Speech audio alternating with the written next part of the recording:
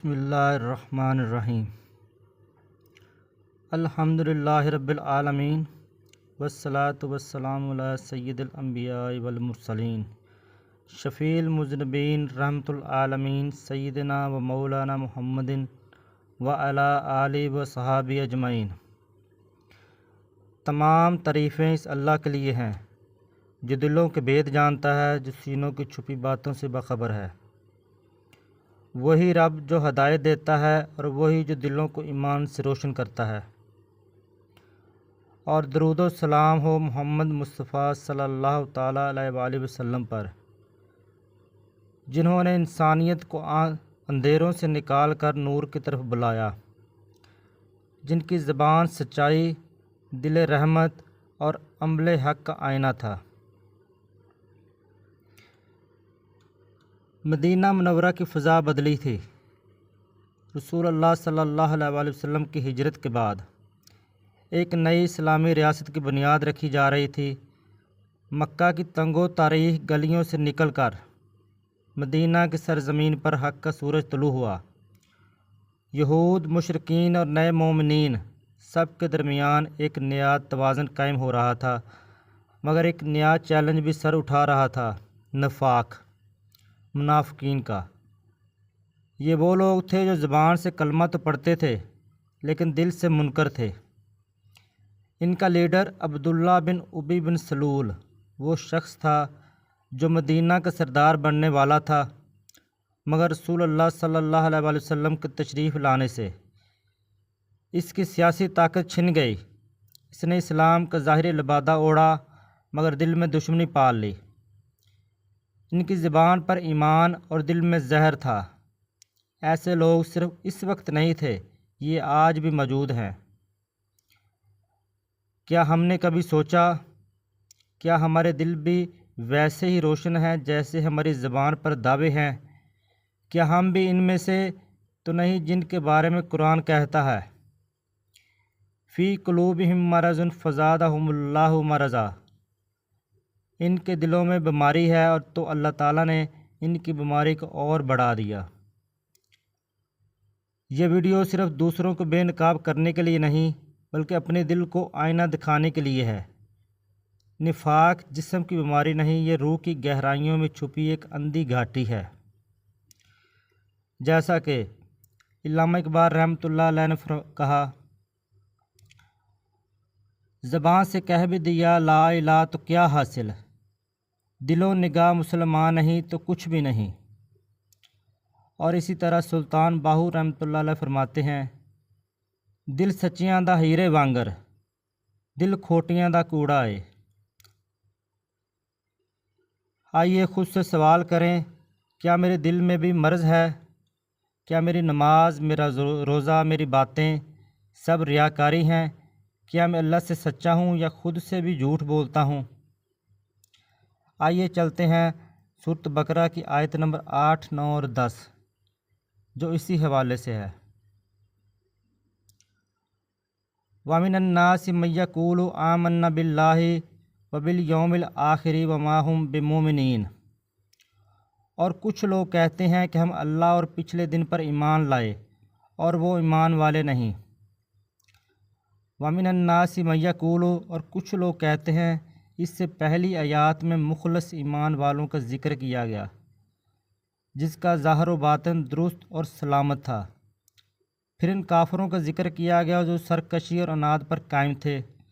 اور اب یہاں سے لے کر آیت نمبر 20 تک منافقین کا حال بیان کیا جا رہا ہے، جو کہ اندرون خانہ کافر تھے اور اپنے آپ کو مسلمان ظاہر کرتے تھے۔ اس آیت کا خلاصہ یہ ہے کہ کچھ لوگ اپنی زبانوں سے اس طرح کہتے ہیں کہ ہم اللہ تعالیٰ پر اور آخرت کے دن پر ایمان لے آئے ہیں، حالانکہ وہ ایمان لانے والے نہیں ہیں، کیونکہ ان کا ظاہر ان کے باطن کے خلاف ہے، بلکہ حقیقت یہ ہے کہ وہ منافق ہیں۔ اس آیت سے چند باتیں معلوم ہوئیں۔ نمبر 1، جب تک دل میں تصدیق نہ ہو اس وقت تک ظاہری اعمال مومن ہونے کے لیے کافی نہیں۔ نمبر 2، جو لوگ ایمان کا دعویٰ کرتے ہیں اور کفر کا اعتقاد رکھتے ہیں سب منافقین ہیں۔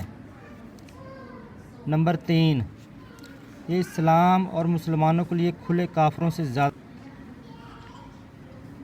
اور اسی طرح اللہ تعالیٰ سورۃ بقرہ آیت نمبر 9 میں فرماتا ہے یخادعون اللہ والذین آمنوا وما یخدعون الا انفسهم وما یشعرون. فریب دینا چاہتے ہیں اللہ اور ایمان والوں کو، اور حقیقت میں فریب نہیں دیتے مگر اپنی جانوں کو، اور انہیں شعور نہیں. یخادعون اللہ، وہ اللہ کو دھوکہ دینا چاہتے ہیں. اللہ تعالیٰ اس سے پاک ہے کہ اسے کوئی دھوکہ دے سکے. وہ تمام پوشیدہ باتوں کا جاننے والا ہے. یہاں مراد یہ ہے کہ منافقوں کے طرز عمل سے یوں لگتا ہے کہ وہ خدا کو فریب دینا چاہتے ہیں، یا یہ کہ خدا کو فریب دینا یہی ہے کہ وہ رسول اللہ صلی اللہ تعالیٰ علیہ وسلم کو دھوکہ دینا چاہتے ہیں، کیونکہ حضور پر نور صلی اللہ تعالیٰ علیہ وسلم کے اللہ تعالیٰ کے نائب اور خلیفہ ہیں، اور انہیں دھوکہ دینے کی کوشش گویا خدا کو دھوکہ دینے کی طرح ہے. لیکن چونکہ اللہ تعالیٰ نے اپنے حبیب صلی اللہ علیہ وسلم کو منافقین کے اندرونی کفر پر مطلع فرمایا، تو یوں ان بے دینوں کا فریب نہ خدا پر چلے، نہ رسول پر، اور نہ مومنین پر، بلکہ در حقیقت وہ اپنی جانوں کو فریب دے رہے ہیں، اور یہ ایسے غافل ہیں کہ انہیں اس چیز کا شعور ہی نہیں. اس آیت سے معلوم ہوا کہ ظاہر و باطن کا تضاد بہت بڑا عیب ہے. یہ منافقین ایمان کے اندر ہو تو سب سے بدتر ہے، اور اگر عمل میں ہو تو ایمان میں منافقت سے تو کم تر ہے، لیکن فی نفسہ سخت خبیث ہے. جس آدمی کے قول و فعل اور ظاہر و باطن میں تضاد ہوگا تو لوگوں کی نظر میں سخت قابل نفرت ہوگا. ایمان میں منافقت مخصوص لوگوں میں پائی جاتی ہے، جبکہ عملی منافقت ہر سطح کے لوگوں میں پائی جاتی ہے. آیت نمبر 10 فی قلوبہم مرض فزادہم اللہ مرضا ولہم عذاب علیم بما کانوا یکذبون. ان کے دلوں میں بیماری ہے تو اللہ نے ان کی بیماری اور بڑھائی، اور ان کے لیے دردناک عذاب ہے بدلہ ان کے جھوٹ کا. فی قلوبہم مرض، ان کے دلوں میں بیماری ہے. اس آیت میں قلبی مرض سے مراد منافقوں کی منافقت اور حضور پر نور صلی اللہ تعالیٰ علیہ وسلم سے بغض کی بیماری ہے. معلوم ہوا کہ بد عقیدگی روحانی زندگی کے لیے تباہ کن ہے. حضور اقدس صلی اللہ تعالیٰ علیہ وسلم کی عظمت و شان سے جلنے والا مریض القلب یعنی دل کا بیمار ہے. جس طرح جسمانی امراض ہوتے ہیں اسی طرح کچھ باطنی امراض بھی ہوتے ہیں.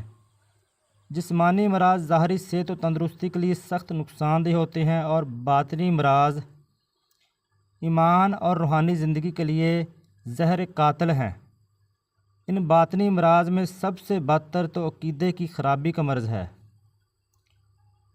اور اس کے علاوہ تکبر، حسد، کینہ اور ریاکاری وغیرہ بھی انتہائی برے مرض ہیں.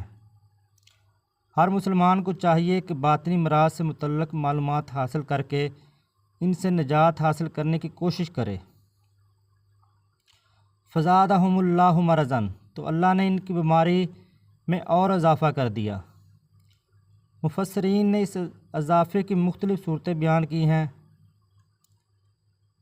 نمبر 1، ریاست چھن جانے کی وجہ سے منافقوں کو بہت قلبی رنج پہنچا، اور وہ دن بدن حضور پر نور صلی اللہ تعالیٰ علیہ وسلم کی ثابت قدمی اور غلبہ دیکھ کر حسد کی آگ میں جلنے لگے.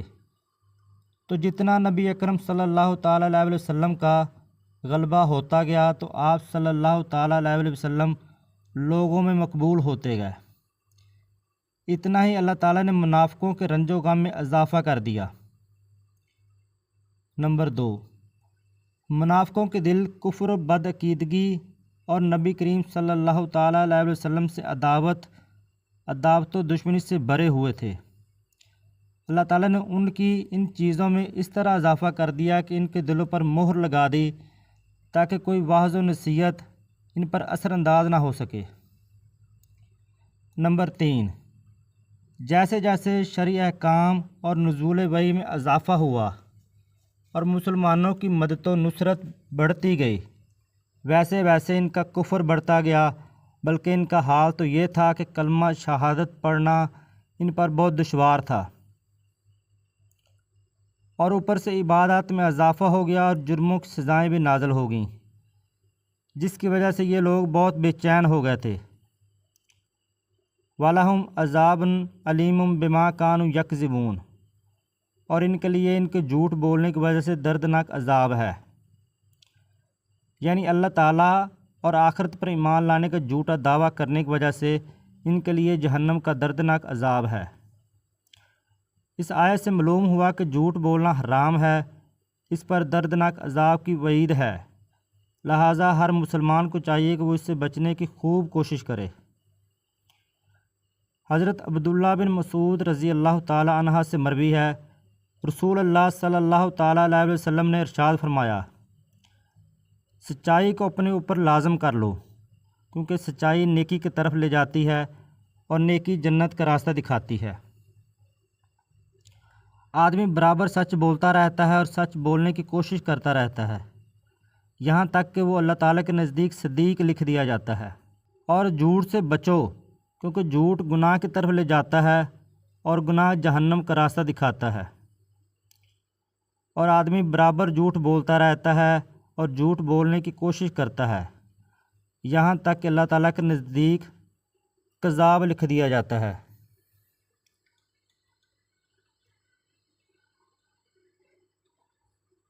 نفاق کا علاج صرف قرآن و سنت اور سچائی کی صحبت میں ہے۔